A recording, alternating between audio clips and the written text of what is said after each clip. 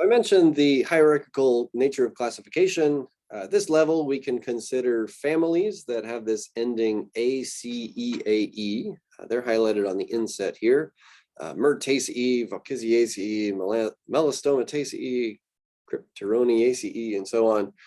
Each of these is a plant family. They're not shown as having all their diversity. They're just having a common ancestor to the family at this point in time. So they kind of trace back pretty far in time. But what's not being shown here is there would be a lot of members of this family that diversified in the time since the common ancestor of the family at 86 million years ago. So families belong to orders, and of all these plant families, they all belong to this order Myrtales, and it has a common ancestor back here. So again, you take any of these lines, if you want to find the ancestor that gave rise to all of them, you can start here way back at 96.6 million years ago. That's the common ancestor of Myrtales, and it has a relationship with this other order that has a common ancestor at 102 million years ago, Geraniales, and so on. So this is a newer push. We're looking at phylogenies way more these days, mostly due to the benefit that we can use DNA sequence modern technologies in the lab to get the kind of data we need for this. And so in some cases, it upsets the classification, and sometimes it reinforces classification that we already had based on morphology. So we'll zoom in maybe to a relatively small group here. I've got a phylogeny that's got two families, Winteraceae and Canolaceae. And the push these days, and I think it's a very good push, is to classify groups that are monophyletic. And that means that it's a group that has a single common ancestor, and the common ancestor doesn't have anybody descended from it that's not in the group. So this group Canolaceae, this is a family, and all of these individuals can trace their ancestry back to somebody here. So they have a common ancestor, and then this ancestor doesn't give rise to any species that aren't in the family. So it's a kind of a 1-2 part of this definition is monophyletic group is a group that all descended from the same common ancestor. There's nobody that descended from that common ancestor that's not in the group, and there's no members of this group that didn't descend from that common ancestor. So basically you find an ancestor and fill in the descendants from it, and you got yourself a monophyletic group. So this is a monophyletic family, Canolaceae. You can see there's some different species present here, a few different genera.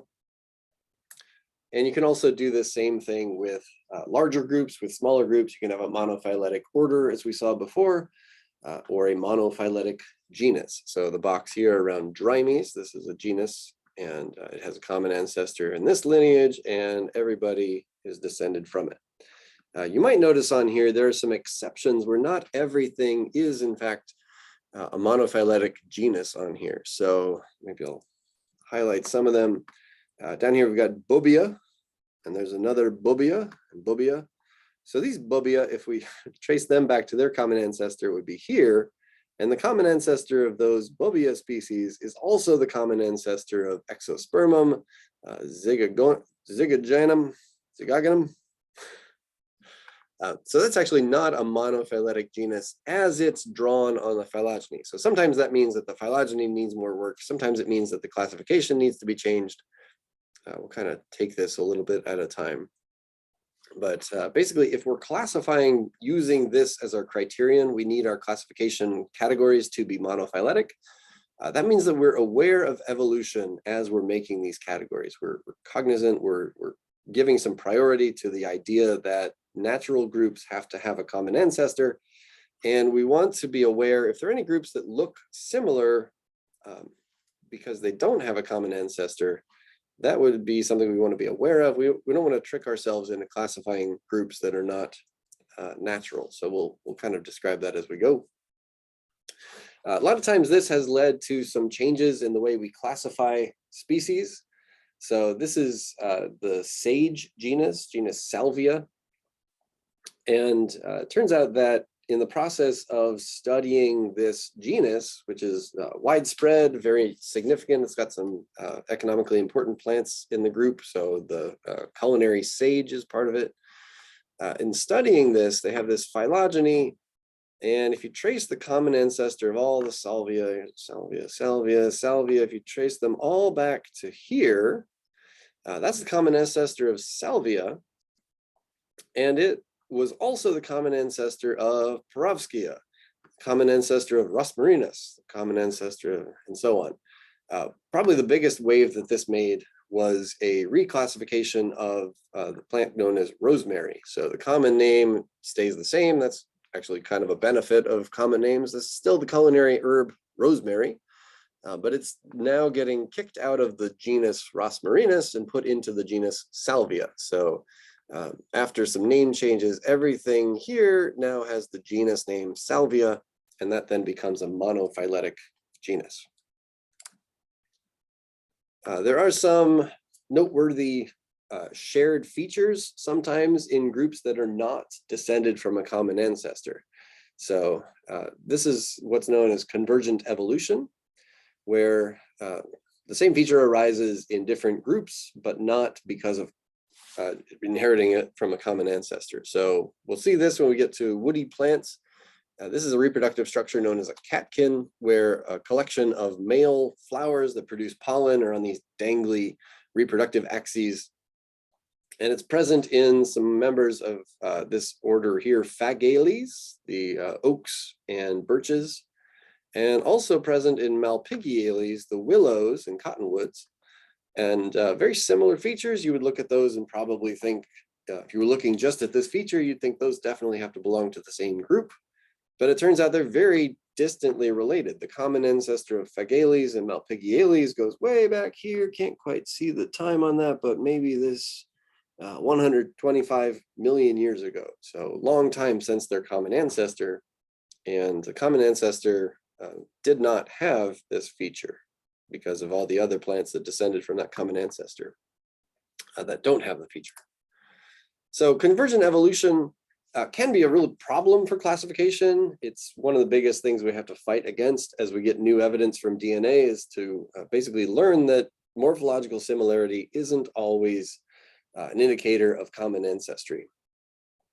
And it's a good thing to be aware of as you're trying to classify a group. And one thing I think that helps to guide the thought of, well, did this arise from a common ancestor or did it evolve as a convergent evolution? One of the things that can explain convergent evolution is evolving to a common beneficial strategy. So if you see flowers evolving to the same color, they might be evolving so that they're being pollinated and visited by the same animals. A lot of the pollination strategies of nectar tubes and things like that are shared across different plant groups because they are an accepted strategy, an effective strategy for attracting animals. So here's an example. One of the first group types of plants we'll talk about are the aquatic plants. And this is a collection of a lot of different aquatic plants that basically converged on the ability to live in the water, even though their ancestor lived on land. So if you classified them together and said, we need to put all the aquatic plants together, you would be making a lot of work for yourself to try and make sense of why they have such different flowers, leaf venation, and so on, fruit types, seed types, because they don't have a common aquatic ancestor. They have their common ancestor would be terrestrial, and individually members of these different groups became aquatic. So this is, I think we can kind of zoom out and look at the perspective on groups that might be tempting to classify as non-monophyletic groups. And again, shared features, sometimes they have shared features because of convergent evolution. This is a different reason to have shared features, where basically you have one lineage that became a lot different from the rest, and sort of the leftover morphology ends up having a look like they should be classified together. So on the left is actually an animal example that might be familiar to you. The animal group known as reptiles is not monophyletic. So if we trace the common ancestor of reptiles, we've got some snakes, we've got some lizards, we've got some turtles and tortoises, crocodilians. If we trace them back, they have a common ancestor here. Well, that doesn't sound so bad, right? We got turtles and crocodiles and snakes and lizards all with a common ancestor. That sounds great. That would make them reptiles. Well, the problem is that also descended from this common ancestor is birds.